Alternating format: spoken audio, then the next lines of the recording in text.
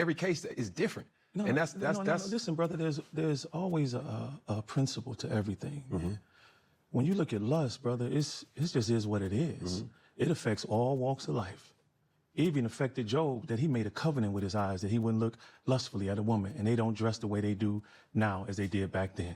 That's not realistic in my life, though. What's not realistic? To not look at a woman?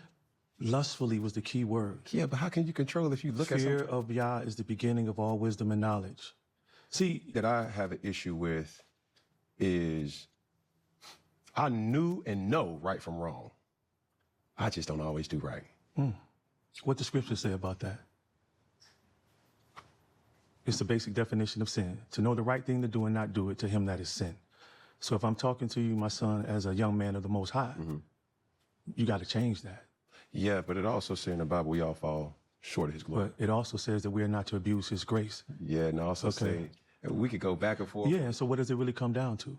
It comes down to who's really living it Yeah. and who's just talking.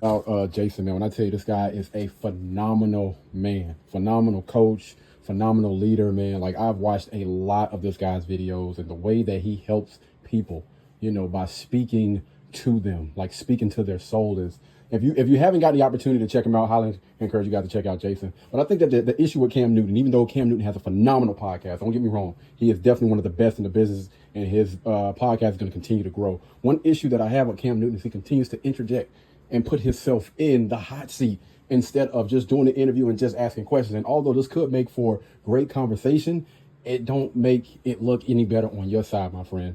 And what I will say is, oftentimes I've seen Cam Newton get in his feelings about what people are saying, and they're not speaking necessarily directly to him, but he literally just made a point based off of the Bible and Job and things like that. And when Cam Newton does this, it's like he wants to get the last word. He wants to be right, or he's looking for like approval. And what that guy was basically telling him is nah, fam. You know what I mean? Like, regardless of what you have going on in your life, there's always going to be temptation, and you still have to practice discipline.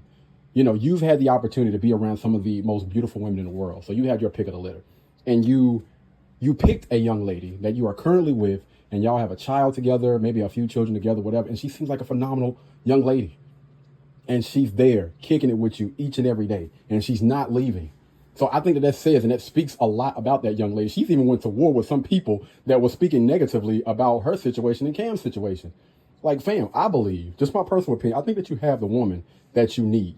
All the rest of these other chicks out here are just bust downs, fam. Just leave them alone. Most of the time, these chicks are just low-hanging fruit. And the quicker that most men realize this, the better off we will be.